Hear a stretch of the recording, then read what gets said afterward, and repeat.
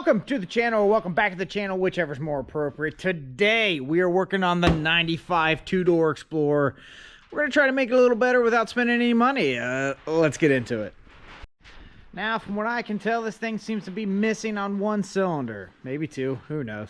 But it does run okay on the rest of the cylinders, so we're going to figure out where the miss is and try to get that cylinder back. Now, in case you're unfamiliar, I'm going to use this heat gun thing here and just point it at the cylinders. And the cylinders that are firing should be much hotter than the cylinders that aren't firing. And then go from there.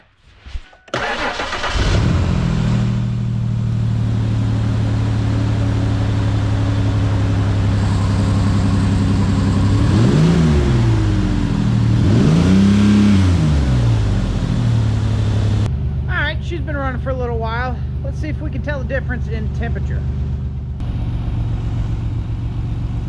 Okay, that's right at the spark plug. 86 degrees. That doesn't seem very hot. We'll see the second one here. Right on the spark plug. 74 degrees? That doesn't seem very hot either.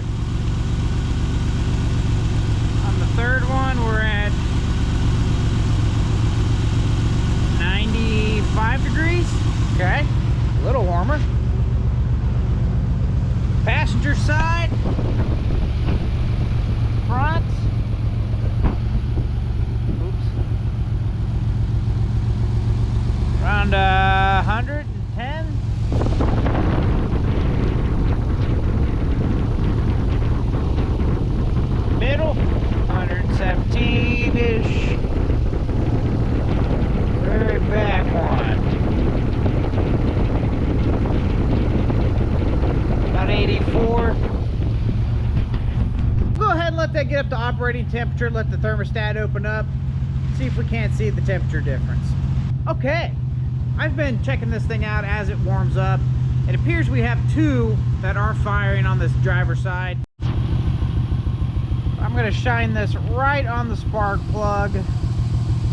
This is the most consistent spot I can think of. We got 86 degrees, 85 degrees on that one. Second one down also doesn't seem to be firing.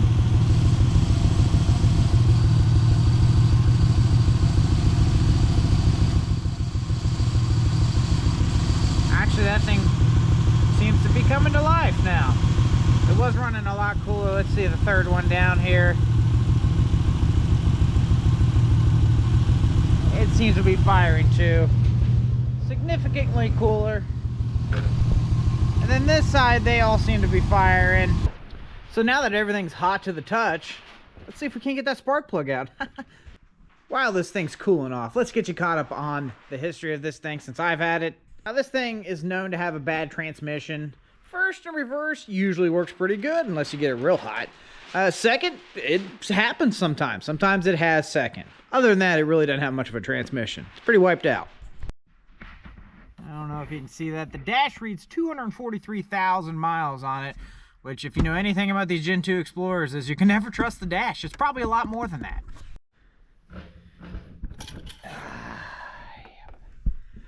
There's fluid on there. It's transmission fluid, for sure. The sniff test here. It's a little burnt. It's not bad. Now, my brother used to romp this thing around, do donuts in it like crazy. He was really hard on it for years before I even got a hold of it. And he had it so hot so many times that the transmission would just shut down. And he'd have to go walk away and come back an hour or so later, start it up when it was cold to get it parked back in its spot. But since I've had it, it's been okay. Okay, don't wait for things to cool off. Be a man. Burn your hands. Alright, let's see. Hopefully we don't break this off here. Yo! Oh, wasn't that tight? Alright, let's see what this plug says. There it is. Focus in there. I don't know if you can see it. The gap's enormous, it appears. It's pretty burnt up. That might just be a bad spark plug. See if I can find one of those. Went ahead and pulled a used spark plug out of the old white Explorer in the back there. It also doesn't look great. but I think we can clean this one up and make it work. All right, I'm no expert on spark plugs. I can definitely say that gap's too big. If it focuses on the camera, there's that electrode, I think, is pretty zapped out there. I don't think that one can be saved. This one, though, looks all right. It's all gritted up with oil and stuff. Probably had some bad gas, if I had to guess, from that Explorer. But I think we can scuff this up and make it work. A little bit of wire brush. Well, let's see if it'll fire. All right, we got our new used plug back in. Let's see if it did anything.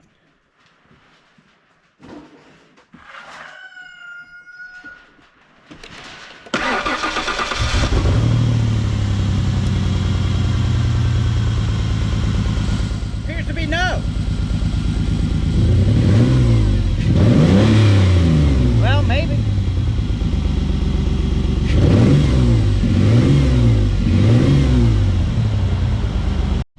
Now I think that's a little bit better. Still not fixed, but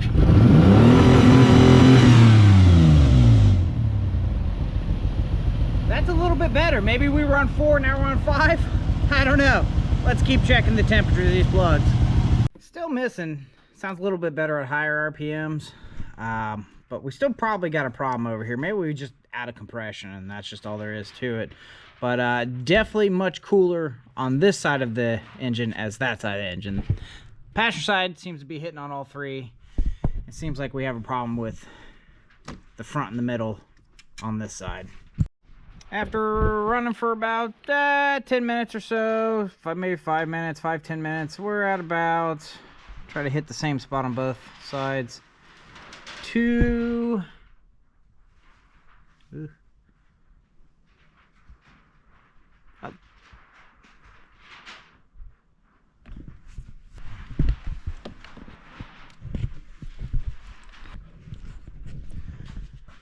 So from manifold to manifold, we're about 40 degrees hotter on this side, which probably means all of our problems are over here. Went ahead and pulled the spark plug boot off this. Let's see if it cracks around and makes a bunch of sparky noises when we start it up.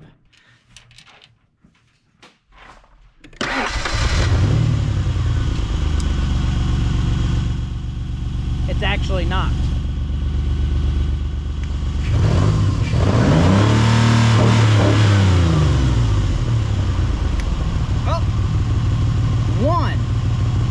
We have an intermittent spark problem, perhaps.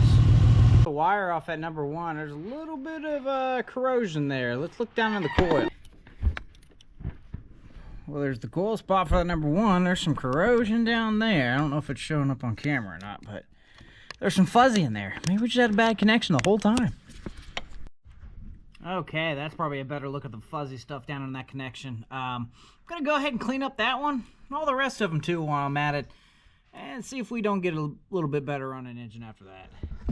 Okay, definitely had bad connection on all of those. None of them look good. Number 1 was especially bad.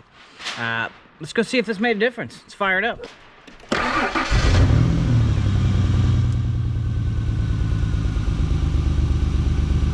Still pretty good miss there, huh? Yeah.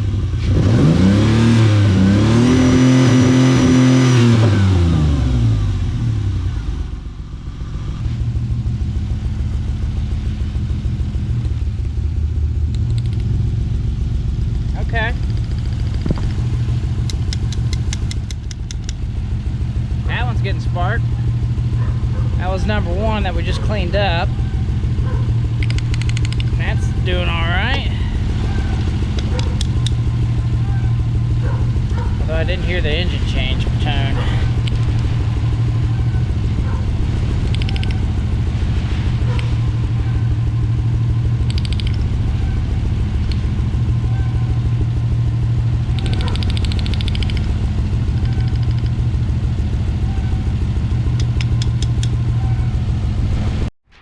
Went ahead and pulled another plug from over on this side, the middle one here. It didn't look as bad. I went ahead and cleaned it up and put it back in. It did seem to clear up the idle miss, but at a higher RPM, it did seem to run a little better. Went ahead and washed down the old mass airflow sensor with some brake clean, letting it dry up. Let's go ahead and start it up and see if any of that did any good.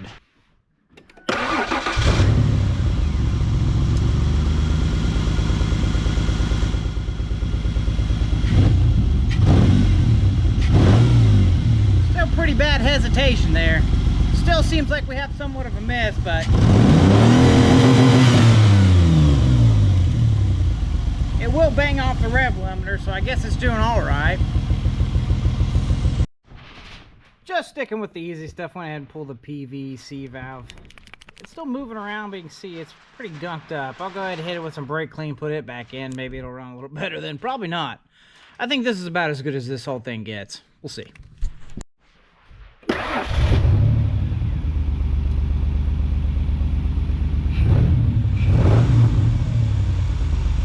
Still a pretty nasty miss.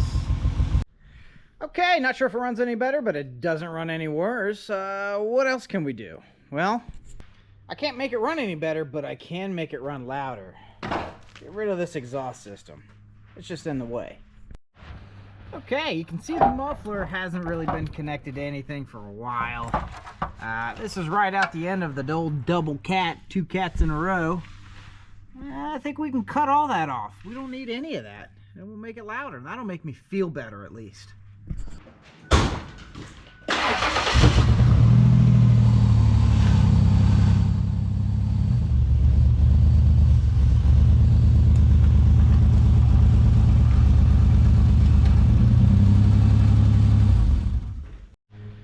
Okay, if I just would have parked this in a bad neighborhood, somebody would have took this off for free. But we've lightened this thing up a little bit. Got the exhaust, I took off the airbags, back seat belts, off camera, but she's at least going to be louder. We know that.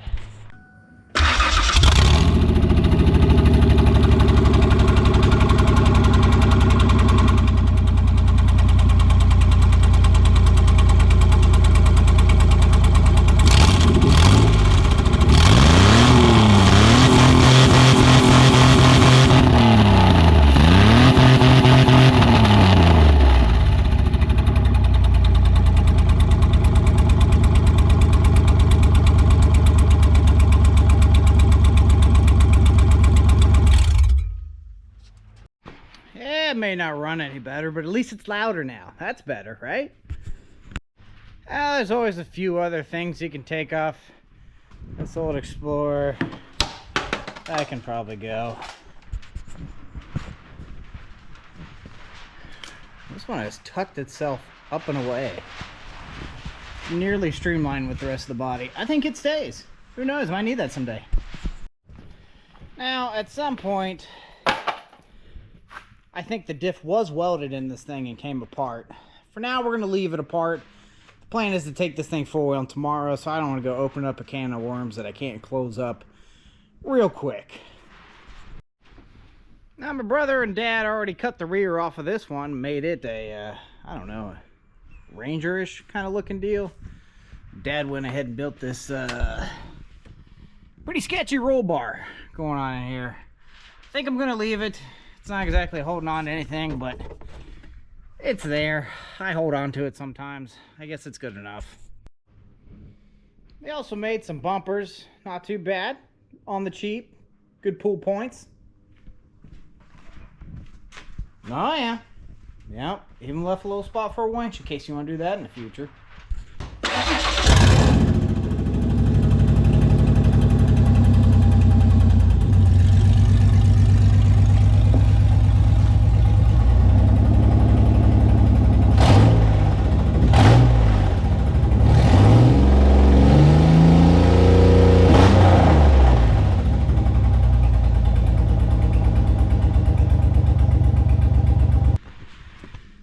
Now on this Explorer, I did the old garbage can trick here with a bunch of duct tape and old antifreeze containers and made kind of a anti-splash mud thingy filter air guy thing. Probably should do something similar to that on this. It's the same design. I've taken this apart to kind of show you really where the air comes from right here. And that's just right in the fender, you know? So you go splashing in the mud hole, it shoots right up there. You can see how dirty everything is. It just sucks water straight down. Now I think a better way to do what I did over on the Red Explorer is to take this off and then just filter it right here at this cap. It's just a lot less surface area to worry about. Still probably going to catch a lot of mud right there. Let's see if we can't make that even better. Turn it in. this way, shield it somehow. Okay, I found this old PVC pipe after came off the Blue Explorer snorkel from I made way back in the day, probably 10 years ago or more. Got it in there, got a screw fed through there to the other side, kind of holding it in place right now. Let's see if we can do some more half-ass things to get this to stay. If you guessed zip ties, you were right. Alright, that should help divert some of the water. Little known fact, the state of Ohio made you have 2 license plates up until just recently, front and rear. So now fella's sitting on quite a stack of license plates, so gotta use them somewhere. This is a good place. Okay, I think she's ready for the woods. Good enough, at least. There's the hood. Found a place for it. Can't afford metal for the outside of the building, but I am sitting on a bunch of sheet metal out here and hoods and what have yous. There's the hood webbing. Cut that out so it'd lay flat. That'll about wrap it up for the 95 Explorer. Stay tuned for a little story time, though. Now, if you've stuck around this long, you're probably interested in the channel. You'll wonder why this fella has paper walls in his barn, huh? Why? Bit of a long story. I'll try to get it done fast. My dad and I own our own concrete business. We work with one other guy. We started off last year just on fire, man. Just making all kinds of money, doing well. And some guy pulls down my driveway and says, "Hey, you got some nice trees back here, buddy. You want a big check?" And I said, "Well, sure, bud. Yeah, of course I do." So that is what spurred off this whole barn building expedition. It was that moment. Like, hey, I got money this way, coming in this way. We still had a bunch of year to go. So I was like, we just have to have a decent rest of the year and everything will be fine. We did not have a decent rest of the year. Everything was not fine.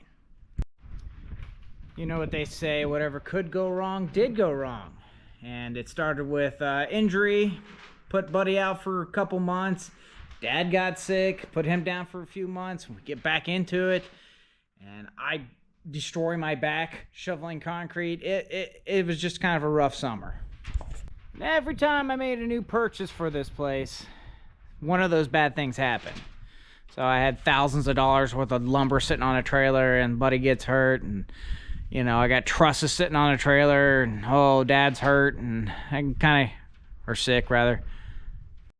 Meanwhile, we're seasonal workers. We gotta squirrel up for winter. We can't hardly make a buck in the winter. Here and there, but not this winter. Didn't make a dime. So as the dominoes were all falling, I made a decision to cut off spending on my building so we could make sure we were squirreled up enough to pay bills, and that's what we did. It's spring now. We're still kind of off to a slow start, hoping things pick up. But our slow start to the spring is why I don't have a clutch for this thing yet. I'm being really careful with my money right now. A little worried. It's kind of normal in election year to be a little slow in the business we're in. We do residential concrete, so homeowners, and you know, we directly deal with the people who own the house. And some people get scared election year. But hope I'm busy doing concrete. That way I can keep on doing this channel. But eventually I'm going to have to get a job, I think. And that'll really take away from this channel. Now, obviously, it'd be a dream come true to pay my bills with this channel, but that is just not in the cards. I was monetized once years ago, for a while.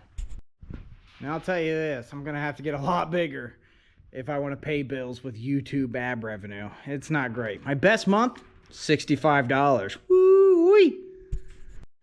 But hopefully we have a long summer of putting concrete in the ground. I'm too busy to make videos, and I'll have enough money to finish the shop. But one way or another, I'll get the bills paid, even if I got to go back to delivering pizza again. But we better wrap up my crybaby story. Shut up. Work harder, nobody cares, right? Yeah.